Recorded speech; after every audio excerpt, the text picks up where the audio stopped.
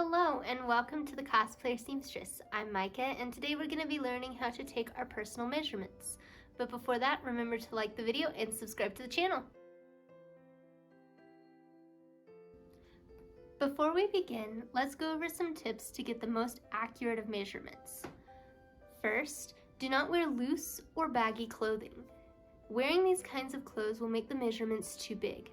Instead, wear leggings or tight-fit pants and tank tops or exercise bras. Second, be relaxed. Do not try to suck in your gut or change the shape of your body in any way when you're at rest. This will make the measurements more accurate to when you're at rest, making the clothing not so tight. Third, do not pull the measuring tape too tight across any part of your body. It should rest lightly. Fourth, do not add or subtract from the number. You can round up or round down with fractions. For example, 26¼ inches can be rounded down to 26 inches, and 26¾ inches can be rounded up to 27 inches. Finally, always measure twice. Double check your measurements to make sure that they are the most accurate.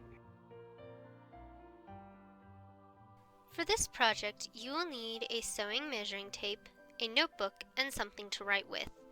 You might also need a partner to help you with some of the measurements.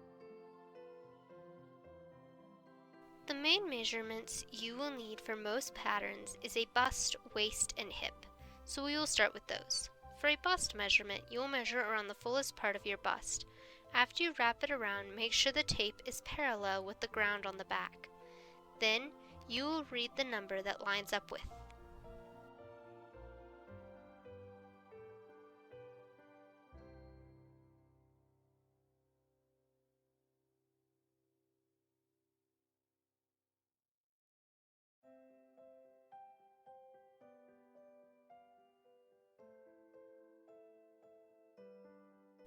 Once you have measured this, be sure to write it down. Then you will do the waist. For this, you will measure the smallest part of your torso. For most people, this is around the belly button. Then you repeat the similar process with the bust. Remember to stand tall and not lean on anything. Next is the hips. This needs to be measured around the widest part of the hips and will most likely include the bottom. Again, you will follow a similar process to the waist and bust. Remember to write your measurement down.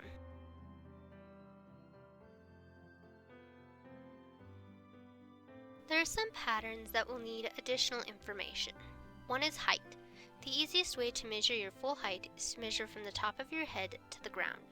Remember to take your shoes off for this measurement and write it down when you're done.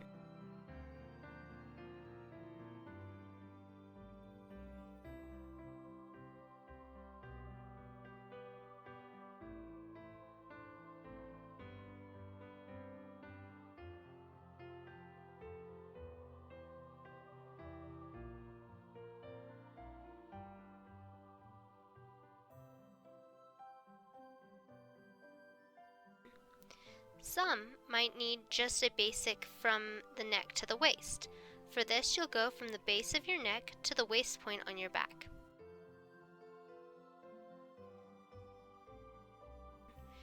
You might also need to measure your shoulder length.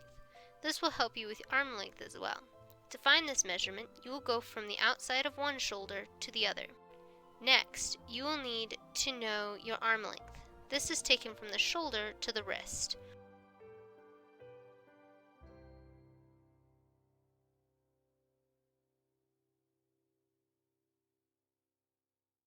Remember to write your measurement down.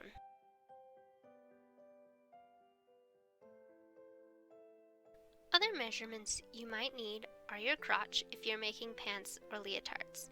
This is measured from the waist at the front through the crotch and back to the waist in the back.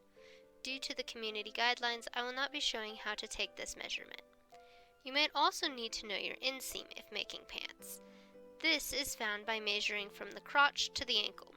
Again, due to community guidelines, I will not be showing how to take this measurement. The outside seam can be found from measuring from the waist down to the ankle or knee, depending on the pattern.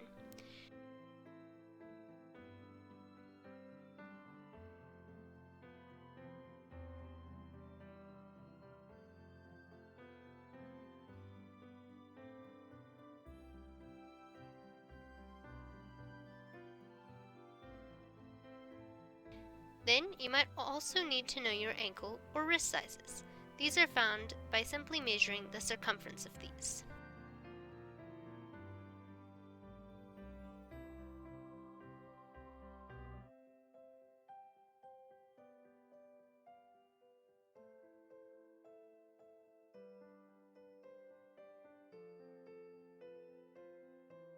Next, you might need to know what your neck measurement is, especially if you're making a formal button-down shirt or turtleneck. To measure this, place the measuring tape where the collar would be, and then hold your neck like you normally would. Then placing a finger between the neck and the tape measure around the neck, create a loop. Depending on what you're making, you may also need to know your bicep or thigh measurements. These are like the wrist and ankle, with the only difference being you need to measure the fullest part. Do not forget to write all of these measurements down.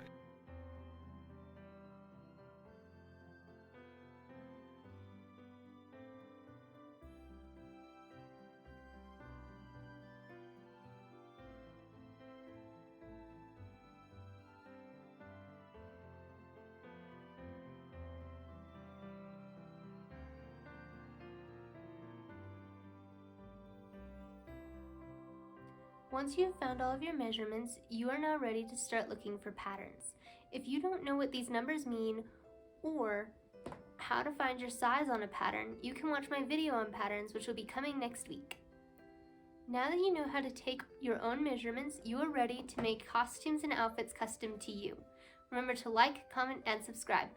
See you on the next project!